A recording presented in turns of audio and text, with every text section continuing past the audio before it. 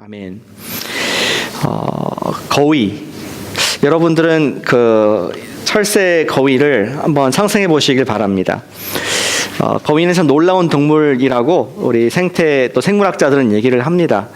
그들은 카나다의 추운 겨울을 피해서 매해 가을에 이동을 거의 몇천 마일을 이동을 하고 아메리카 우리 북미 대륙의 남단까지 이렇게 함께 무리를 지어서 이동하는 그러한 놀라운 하나님께서 만드신 동물입니다.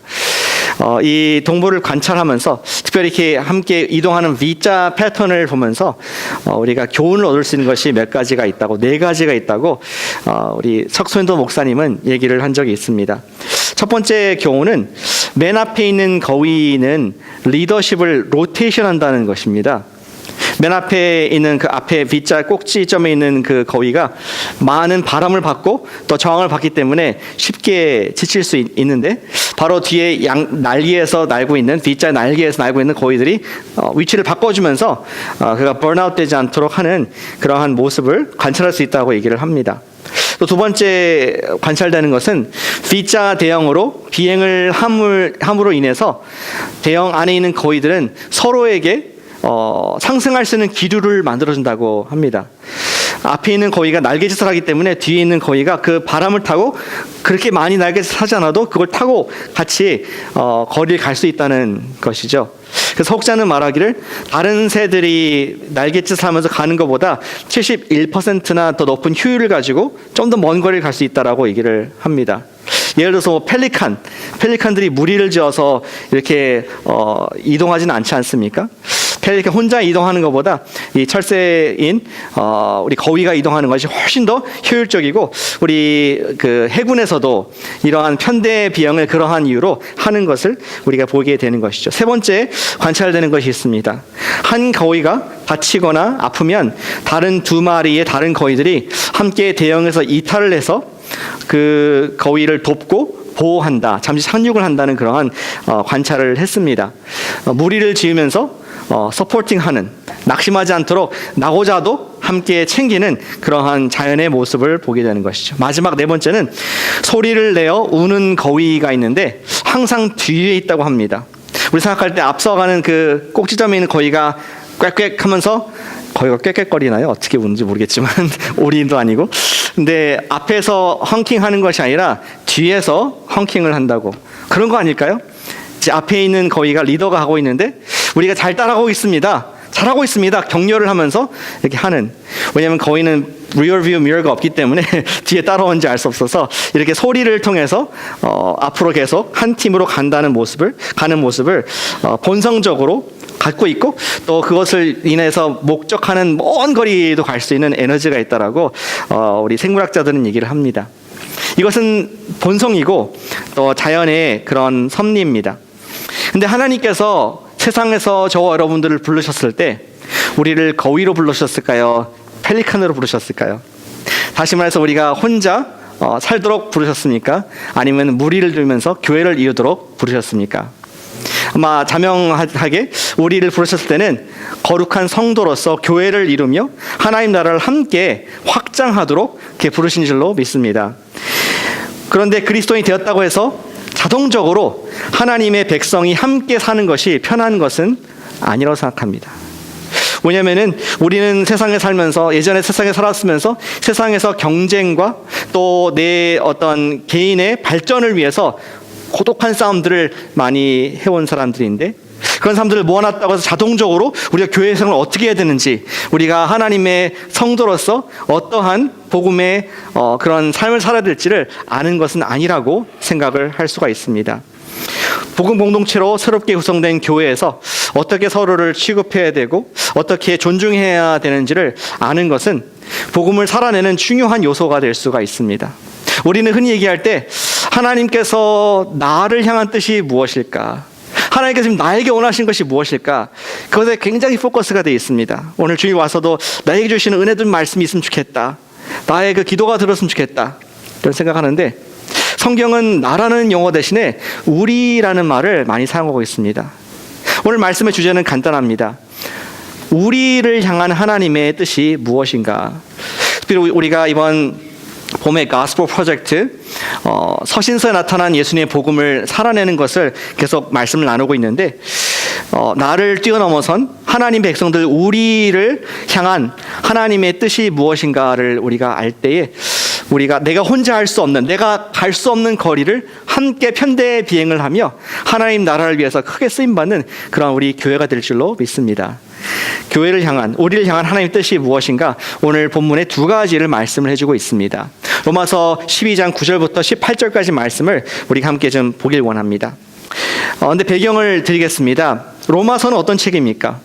로마서는 지난주에 이어서 말하기를 정말 복음의 교과서라고 할 수 있겠습니다. 사도 바울이 그가 방문하지 않았지만 사랑하는 이미 복음 안에 있는 교회가 바른 복음을 기억할 수 있도록 교과서적으로 복음의 그 원리, 또 복음 안에 있는 갈등, 또 복음 안에 있는 능력, 복음으로 말미암는 헬라인과 유대인들의 관계까지 1장부터 11장까지 쭉 기록한 것을 볼 수가 있습니다. 특별히 지난주에 우리 8장을 봤지 않습니까? 8장 보면은 복음을 믿는 사람이 우리가 인생의 풀 스윙을 복음으로 할 수 있는 이유가 무엇인가? 그 복음 안에 있는 확신, 새로운 확신과 새로운 약속, 새로운 능력이 있기 때문에 우리가 인생을 주님께 온전히 드리자 이렇게 적용을 했던 것을 기억을 합니다. 오늘 그 말씀은 12장부터는 이제 복음을 설명한 바울이 그 복음이 어떻게 play out, 우리 특별히 개인이 아니라 공동체에서 어떻게 이 복음이 나타날 수 있고 나야 되는지를 우리에게 구체적으로 적용을 주고 있는 부분이라고 할 수가 있겠습니다. 특별히 오늘 서론에 해당하는 읽지 않았지만 로마서 12장 2절에 보면은 이렇게 나와 있습니다. 성경 있으시면 같이 보면 좋겠습니다. 아마 파워포인트 없을 텐데요. 혹시 성경 있으시면 같이 읽어보겠습니다. 12장 2절 말씀입니다. 시작. 너희는 이 세대를 본받지 말고 오직 마음을 새롭게 함으로 변화를 받아 하나님의 선하시고 기뻐하시고 온전한 뜻이 무엇인지 분별하도록 하라. 여기 보면은 하나님의 뜻을 분별하라고 했는데 누가 분별합니까? 너희가. 이것은 복수로 되어 있습니다. You guys, you all. 영어로도 you 하면은 복수인지 단수인지 알 수 없지만 원어로 보시면은 분명히 나옵니다. 너희들이 하나님 뜻을 공동체로서 이 복음을 하나님의 자비하심을 바탕으로 받은 그 복음을 받은 공동체가 어떻게 우리가 하나님 뜻이 무엇인지 분별하라 이렇게 바울은 권면을 하고 있는 것이죠. 그리고 이어서 3절부터 오늘 본문은 아니지만 3절부터 8절까지 보시면은 이 복음 공동체 안에는 여러 가지 탤런트들이 있다. 어떤 사람들은 예언의 은사가 있고 어떤 사람들은 섬김의 은사가 있고 어떤 사람들은 정말 이 가르침의 은사가 있고 하면서 다양한 은사가 있다고 얘기합니다. 구제의 은사, 리더십의 은사, 긍휼의 은사. 교회에 너와 다른 내가 존재하기 때문에 나와 다른 사람들이 존재하기 때문에 우리가 어떻게 복음 안에 있는 사람들이 함께 서로를 대할까를 아는 것은 너무나 중요하고 또 쉽지 않은 과제라고 생각할 수 있습니다. 오늘 그 답을 9절 이하부터 바울은 주고자 하는 것입니다. 하나님의 뜻이 무엇인가? 너희를 향한, 교회를 향한 뜻이 무엇인가? 그리고 너무나 다른 성격의 다른 장점들과 단점들이 있는 사람들이 어떻게 어우러져서 복음을 살아낼 것인가 하는 것을 얘기를 하고 있다는 것이죠. 왜냐하면은 이것이 중요한 이유는 복음을 받은 그리스도인들이 교회 내에서 어떻게 대하느냐가 우리가 전하는 복음이 어떠한 것인지를 가시적으로 직접 보여주는 도구이기 때문에 그렇습니다. 그런 거죠. 여러분들 옆에 있는 분을 전도하고 싶은데 예수님 믿으면 너무 좋습니다. 이러한 베네핏이 있습니다. 기쁨과 감사와 평안이 있고 영원한 생명이 있습니다. 목자가 생깁니다. 예수님이 주인 되십니다. 이런 얘기를 하는데 그래요? Show me. 당신이 속해 있는 공동체는 어떤 모습입니까? 그래서 우리가 속해 있는 교회를 봤을 때 정말 그 지금 말한 그 모습들이 나타나고 있는지 아니면은 너나 잘하세요. 그런 모습으로 비판을 받을지 우리가 이 복음을 살아내는 것이 복음의 진보를 위해서 중요한 것인 것을 생각해 볼 수가 있습니다. 여러분들이 A 회사의 자동차를 구매하러 갔는데 매장에 그 세일스퍼슨이 있습니다. 여러분들에게 설명합니다. 우리 A 회사는 B, C, D 회사가 없는 이러한 신기능들을 장착을 했고 올해 모델은 이러한 특징이 있습니다. 너무나 뛰어났고 너무 좋습니다. 여러분들은 굉장히 귀가 솔깃하고 이제 구매할 그런 설득이 당하고 있습니다. 근데 또 한번 자세히 보니까 그 매장에 있는 직원들의 차를 보게 됐습니다. 그 개인의 차. 근데 놀랍게도 거기 매장에 있는 차들 중에서 우리 판매원의 차들 중에서 A 회사를 산 사람이 아무도 없는 거예요. 여러분들 어떻게 생각하십니까? 진짜 아니네. 그냥 판매 실적 올리기 위해서 나를 지금 후킹하는 거네 하면서 아마 그 사람의 말은 신빙성이 없을 것이라 생각이 됩니다. 주님 앞에서 실적을 올린다는 마음만으로 세상 사람들에게 전도할 수 있습니까? 우리가 그 속에 복음을 누리지 못하는데 그것은 불가능하고 위선이라고 생각합니다. 따라서 복음을 받은 우리들은 우리를 향한 하나님의 뜻을 확신하고 복음을 살아낼 수 있어야 된다는 것이 바울의 지금 얘기하고자 하는 것이죠. 그래서 9절의 첫 번째 우리 읽었던 그 말씀이 우리 바울이 우리에게 말한 하나님의 뜻입니다. 다시 보실까요? 사랑에는 거짓이 없나니 악을 미워하고 선에 속하라. 쉽게 말하면은 사랑하라. 서로 사랑하는 것이 우리를 향한 하나님의 뜻이다. 아니 하나님도 사랑하지만 그 사랑을 가지고 옆에 있는 지체를 아까 너무나 나와 다른 그런 지체들을 서로 사랑하는 것이 거짓이 없는 사랑을 하는 것이 하나님의 뜻이다 얘기를 했습니다. 아마 바울이 제대로 짚은 것 같아요. 적용을. 왜냐면은 우리 예수님 하면은 사랑이 첫 번째 계명인 거 생각이 났기 때문이죠. 우리 요한복음 13장 34절 35절 말씀 보면은 예수님께서 돌아가시고 잡히기 전날 밤에 마지막 세 계명을 주신 것을 우리가 기억을 합니다. 예수님의 세 계명을 다시 한번 읽어볼까요? 우리 거기 파워포인트에 있습니다. 네, 시작. 새 계명을 너희에게 주노니 너 사랑하라. 내가 너희를 사랑한 것 같이 너희도 사랑하라. 너희가 서로 사랑하면 이로써 모든 사람이 너희가 내 제자인 줄 알리라. 바울은 캐치했습니다. 예수님이 가장 중요한 메시지는 복음을 믿고 그들이 예수님의 제자로 삶을 사는 사람들의 모습은 서로 사랑하는 것이구나. 예수님께서 나를 사랑하신 그 놀라운 사랑으로 옆에 있는 지체를 사랑할 때에 세상이 우리가 예수님의 사랑인 것을 알고 전도가 된다는 것을 바울이 캐치를 했다는 것입니다.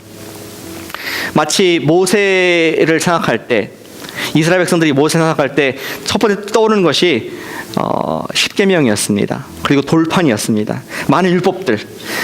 우리 요한도 그렇고 또 바울도 그렇고 예수님을 생각할 때 첫 번째 생각나는 것이 바로 사랑이었던 것이죠.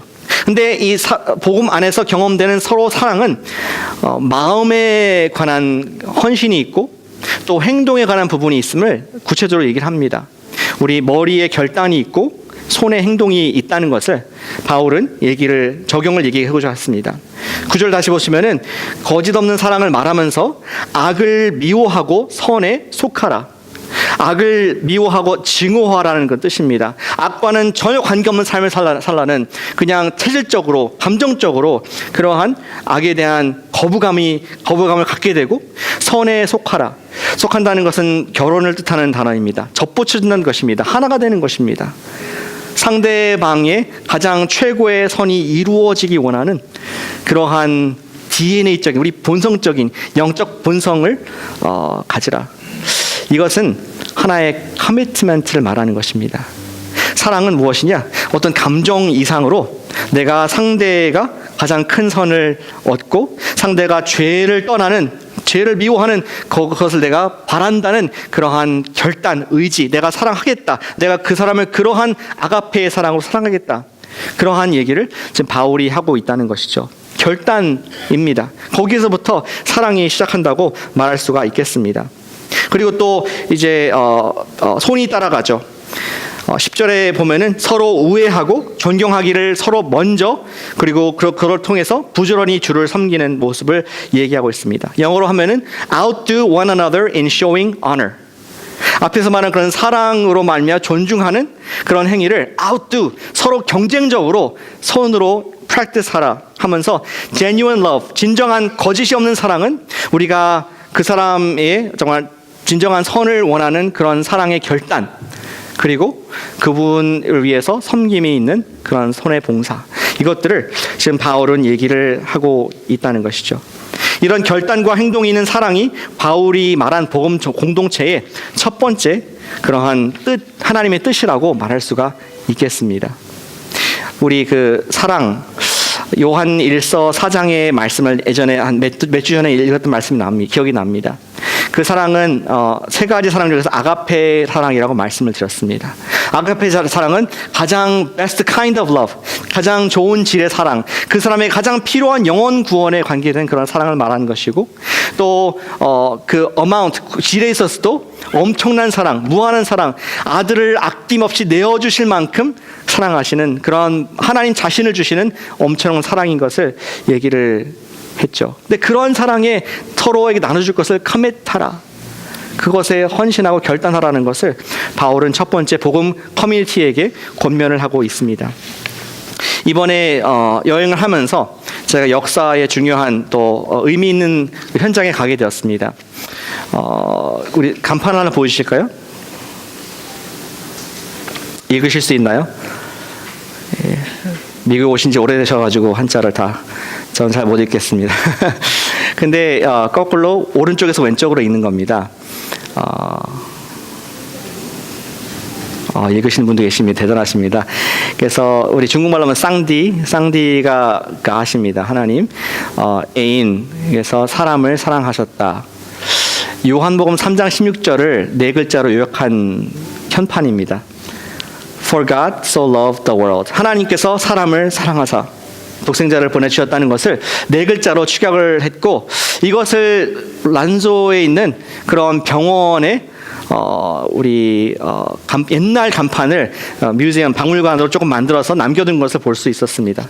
이 간판 뒤에는 역사가 있습니다. 윌리엄 보덴이라는 청년이 이름이 거론이 됩니다.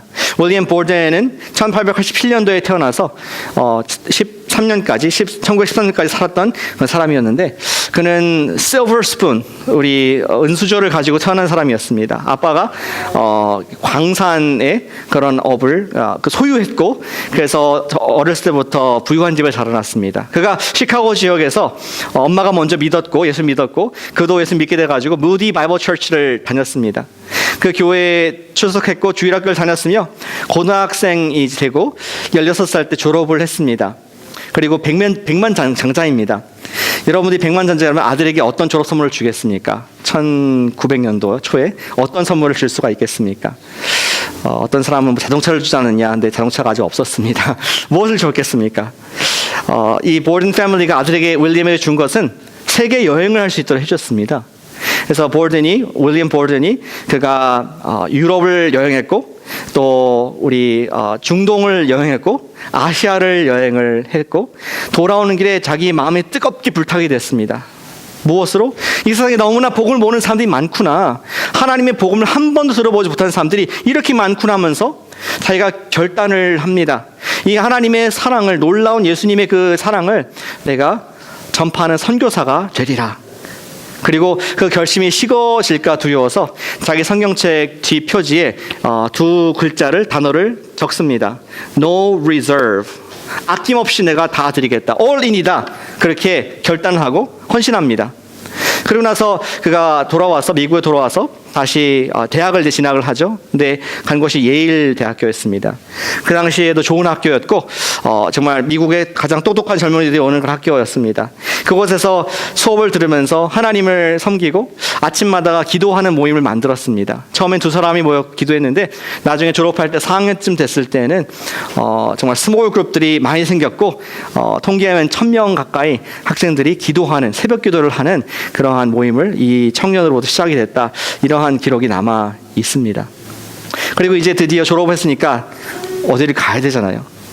그래서 사람들이 기대했습니다. 백만장자, 그리고 예일대 졸업을 한 1900년도 초에 어떻게 될까? 근데 그는 자기의 결심을 다시 굳건히 하면서 자기는 선교사로 가겠다 하면서 자기는 프린스턴 신학을 하기로 결정을 합니다. 사람들이 얘기했습니다. 바보 같은 결정 아니냐. 창창한 미래가 있고 아버지 사업도 물려받아야 되고 할 일이 많은데 선교사가 무슨 선교사냐 하면서 그를 비판하자. 그래서 성경책에 또 뒤에 적었습니다. No retreat. 내가 no reserve. 내가 모든 것 다 주님께 드렸고 이제는 내가 후퇴하지 않겠다. 그냥 그 길로 가는 것이다. No retreat. 그가 이렇게 인생을 주님께 다시 걸었습니다. 프린스턴을 졸업을 하고 드디어 선교지로 갈 때가 되었습니다. 그는 하나님께서 주신 마음에 품게 하신 그런 지역이 있었는데 바로 저희가 갔던 지역입니다. 언젠가는 가리라 했던 그 지역을 가게 됐습니다. 근데 그 지역이 회족들이 많은 이슬람들이 많은 지역이라서 이제 아랍어 해야 되지 않습니까?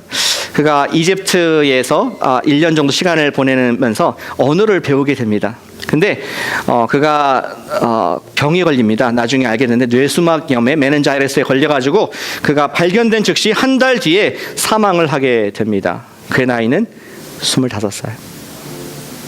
미국의 많은 신문들이 대서특필을 합니다. 미국의 너무나 인재가 꿈을 갖고 간 인재가 카이로에서 안타깝게 죽다. 이러한 기사를 내게 됩니다.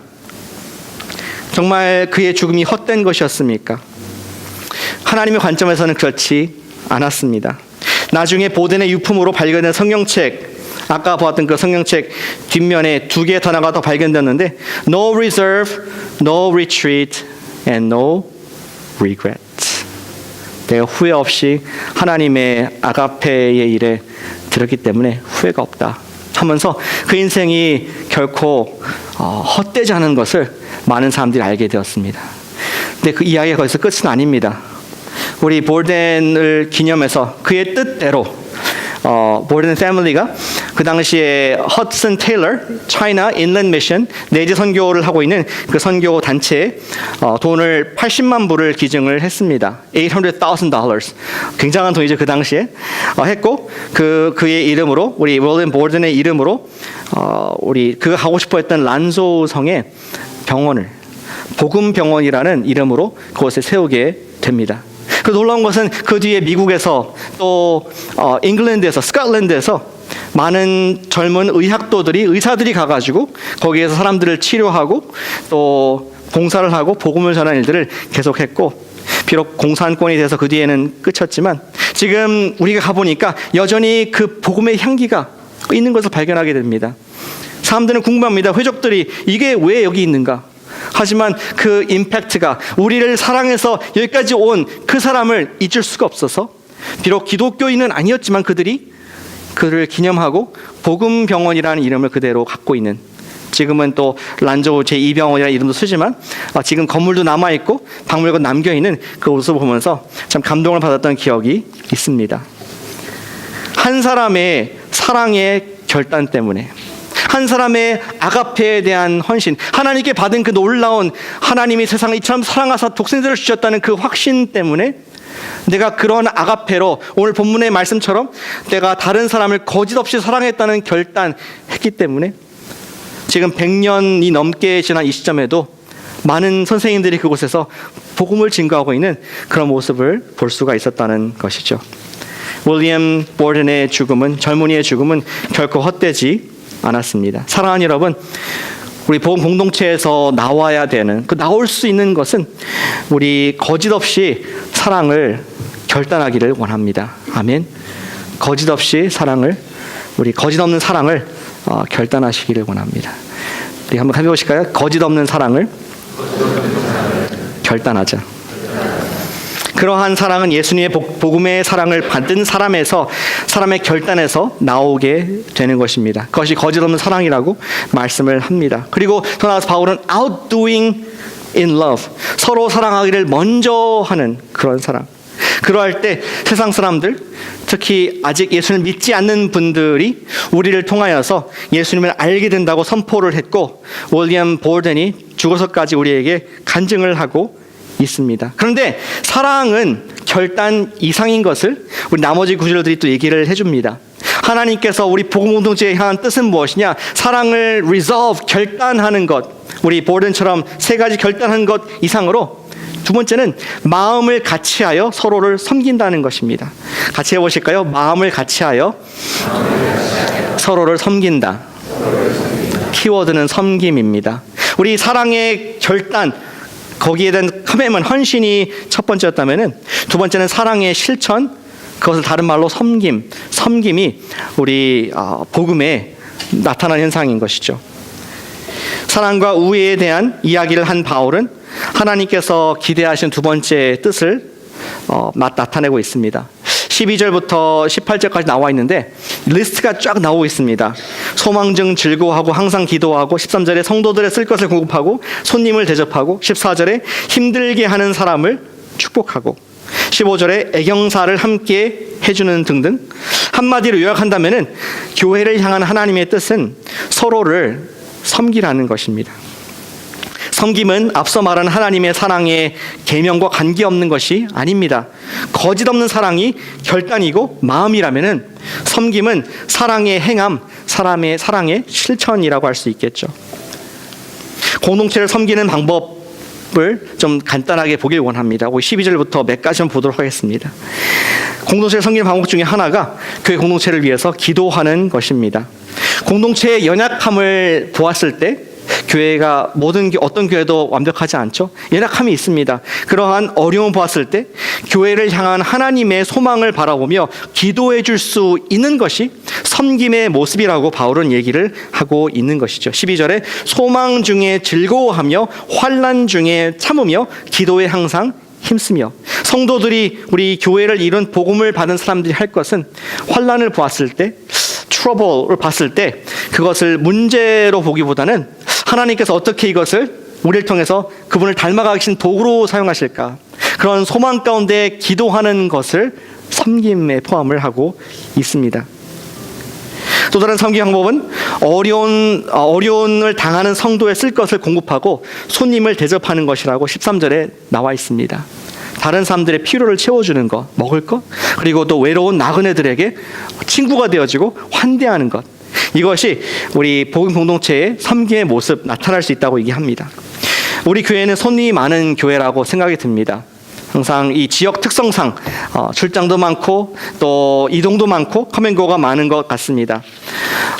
그래서 성도님들이 손님을 대접하기에 지칠 수가 있는데, 항상 밝은 모습으로 손님들을 대하고 또 예수님을 정말 대하듯이 이렇게 섬기는 모습에 제가 적지 않은 감동을 받을 때가 많이 있습니다. 또 어떤 섬김을 말씀하고 있습니까? 14절에 보니까 섬김의 모습 중에 또 다른 모습은 우리를 힘들게 하는 사람들일지라도 그들을 선대하고 축복하는 것을 바울은 또 섬김이라고 말을 합니다. 이것은 어쩌면은 가장 어려운 섬김일 수가 있습니다. 아시겠지만 여러 해 전에 우리 교회 이 3부 예배 끝나고 헌금이 도난 당했지 않습니까? 지금도 그분의 얼굴이 기억이 납니다, 사실은. 그리고 그분의 차림새와 또 그때 분위기도 다 기억이 납니다. 도난을 한 사람을 여러 사람이 기억을 하고 또 두려워할 수 있는 상황인데도 불구하고 그때부터 오늘 이 시간까지 제 귀에는 우리 성도님들 중에서 한 번도 그분을 원망하거나 또 그분을 우리가 법적으로 소송하거나 잡히면은 우리가 본때를 보여줘야 된다, 이런 복수하는 말을 들은 적이 한 번도 없습니다. 오히려 제가 들은 것은 정말 그분이 하나님을 만났으면 좋겠다, 얼마나 힘들었으면은 정말 대낮에 그러한 엄청난 일을 했을까, 불쌍히 여기며 그분이 예수님께 회개하고 돌아오기 원하는 그러한 기도 소리만 들렸지, 정말 원망하고 또 불평하고 이러한 소리가 듣지 않은, 정말 교회를 사랑하고 섬기는 악한 사람이라도 선대할 수 있는 그런 섬김의 모습을 저는 보게 되었습니다. 또 15절에 보니까 어떤 섬김이 있습니까? 즐거워하는 자들과 함께, 그리고 하고 우는 자들과 함께 하라고 말씀을 합니다. 다시 말해서 empathy, 같은 감정을 가지라는 그런 섬김을 얘기를 하고 있죠. 우리 인생에 조금 사신 경험이 있으신 분들은 젊은 사람이 뭔가를 go through 할 때 혼수를 두고 싶은 마음이 생기는 것이 당연합니다. 지혜가 있기 때문에, 또 내가 겪어봤기 때문에. 그래서 괜찮아 다 그런 거야, 또 이렇게 하면 돼, 이렇게 쉽게 얘기할 수 있지만 성경은 우리가 섬김을 말할 때 같은 마음을 가지라, 우는 자들과 함께 울고 기뻐하는 자들과 함께 기뻐하라. 왜냐하면은 그분에게 필요한 것은 어떠한 원리와 또 가르침이 아니라 사실은 함께 마음을 잡아줄 수 있는, 함께 마음을 나눌 수 있는 것을 원하기 때문에 그러한 마음을 같이 하는 것이 교회의 섬김의 배려의 모습이다 얘기를 하고 있는 것이죠. 이외에도 다양한 섬김들이 있을 수가 있습니다. 그런데 모든 섬김의 원리를 똑같은 베이스에서 두고 있는데 그 원리를, 섬김의 원리를, 사랑의 바탕엔 섬김의 원리를 바울은 16절에서 우리에게 소개해주고 있습니다. 12장 16절 말씀을 우리 한 목소리로 읽도록 하겠습니다. 시작. 서로 마음을 같이하여 높은 데 마음을 두지 말고 도리어 낮은 데 처하지며 스스로 지혜 있는 채 하지 말라. 누군가를 serving 한다는 것은 그분과 눈높이를 맞춘다는 말이겠죠. 맞춘다. 저는 이게 우리 비행기를 타면서 항상 이 flight attendant들한테 감동을 받을 때가 많이 있습니다. 그것은 옆에 아무리 어린아이가 있다 할지라도 그 아이에게 이렇게 굴림한 자세로 뭐 먹을래? 이렇게 하지 않고 항상 자세를 낮추고 눈을 맞추면서 오늘 메뉴는 뭔데 뭐 어쩌고저쩌고 하면서 뭘 먹을래? 이렇게 반말이 아니라 존댓말로 하는 것을 봤을 때 참 섬김의 자세가 몸에 배었구나 이러한 감동을 받을 때가 있습니다. 작년에 한국을 갔다 오면서 옆에 2명의 학생들이 같이 앉았었는데, 어린 초등학생들이 앉았는데 자꾸 묻는 거예요. 보호자냐고. 그래서 아니라고. 또 좀 있으면 보호자냐고. 아니라고. 엄마 저기 멀리 있다가도 모르겠다고 이렇게 했는데 그러니까 더 제가 보호자가 아니니까 아이들이 장난감도 갖다 주고 눈을 맞추면서 정말 그들을 이제 이 착륙할 때 안심시켜주는 그 모습에 제가 감동을 받았던 기억이 납니다. 섬김, understand. 그분 밑에서 서드리는 것, 그분을 세워드리는 것이 바로 이러한 마음을 같이 할 수 있는, 마음을 같이 하기 위해서는 낮은 마음, 낮은 데 처하는 것이라고 얘기를 하고 있는 것이죠. humbleness, 겸손함. 아이가 못 알아듣기 때문에 목을 잡고 야 좀 봐 알아들어 이렇게 그렇게 맞추는 것이 아니라 내가 낮춰서 그 아이에게 맞추는 것이 진정한 마음을 같이 하는 섬김이라고 얘기를 하고 있습니다. 상대의 필요를 채워주는 그러한 섬김, 이것을 17절에서는 선한 일이라고 말씀을 하면서 이 선한 일을 하기 위해서는 우리가 서로 마음을 맞추고 그러할 때 18절에 모든 사람들과 교회 내에서 화목하게 지내는 것을 추구하라. 사랑이 정말 중심이 된 공동체에서 섬김을 통하여서 한 마음, 한 영으로 같이 화목하라는 것을 바울은 얘기를 적용을 주고 있습니다. 바울이 말하고자 하는 교회를 향한 뜻은 무엇입니까? 단순히 사람의 마음을, 사랑의 마음을 품는 어떤 감정, 뜨끈한 그런 감정이 아니라 사랑의 행함이 있어야 되는 것이죠. 그 행함은 마음을 낮추어 서로의 진정한 필요를 채워주는 섬김이라고 할 수가 있습니다. 저는 오늘 메시지를 정리하면서 한 문장으로 우리 메시지, 바울이 말하고자 하는 정리할 수 생각합니다. 우리 주보에 나와 있는데 한번 같이 해보실까요? 소리내어 사랑하자. 영어로 하면은 love out loud, L-O-L, laugh out loud가 아니라 love out loud. 소리내서 사랑하자. 우리가 하나님께서 주신 그 부어진 아가페 사랑에 헌신해서 그 사랑을 내가 나눠주고자 하는 헌신을 해서 이 소리를 우리의 섬김의 모습으로 소리내자, 나타내자. 그것이 복음 공동체에 나타나는 모습이다라고 바울은 얘기를 하고 있는 것입니다. 특별히 섬길 수 있는 가장 중요한 방법은 저는 복음을 나누는 것이라고 믿습니다. 우리 교회 내에서도 복음을 여러 번 들었지만 아직 주님을 만나지 못한 분들이 있습니다. 그분들의 필요는 영적인 섬김이 필요한 것입니다. 믿음은 내가 취하는 것이 아니라 하나님의 선물이라고 했습니다. 정말 그분에게도 하나님의 하나님이 아들을 주사 사랑하신 그 사랑을 받을 수 있도록 우리 옆에서 중보로서 기도하는 그런 섬김. 또 정말 그분이 하나님의 나라의 일들을 이해할 수 있도록 내가 예를 보여주고 그분을 찾아가고 더 설명해주고 마음을 같이 해주는 그런 섬김. 이런 것들이 그분을 세워주는 진정한 그 필요를 채우는 아가페 사랑인 줄로 믿습니다. 다양한 방법들로 소리내어 사랑하시길 원합니다. 혹시 주변에 어려운 일을 당해서 울고 있는 분들이 있습니까? 마음을 아파하며 정말 남에게 나타내기 부끄러울 정도로 힘든 일들이 있습니까? 그런 것들이 성령께서 보여주신다면은 그런 분들과 함께 마음을 내가 낮추며 함께 울어줄 수 있는 것이 우리가 섬김할 수 있는 사랑의 방법일 것입니다. 기뻐하는 분이 있습니까? 사돈이 땅 사면 배 아프다는 것이 아니라, 사촌인가요? 배 아픈 것이 아니라 진정으로 너무 잘 됐다, 축하한다, 하나님께서도 크게 쓰시길 바란다, 이러한 기쁨을 나눌 수 있는 것, 그것을 섬김, 사랑의 섬김이라고 얘기를 합니다. 또한 우리 공동체를 통하여서 나 혼자가 아니라 함께 우리가 복음을 위해서 투자할 수 있는 그러한 선교, 전도가 있습니까? 그것을 우리가 함께 우리의 삶의 일상으로 만들고 또 우리의 선신과 섬김으로 나아갈 때 하나님께서 우리를 나 혼자가 아닌 공동체로 쓰실 줄로 믿습니다. 우리 윌리엄 보르데는 결코 헛된 인생을 하지 않았습니다.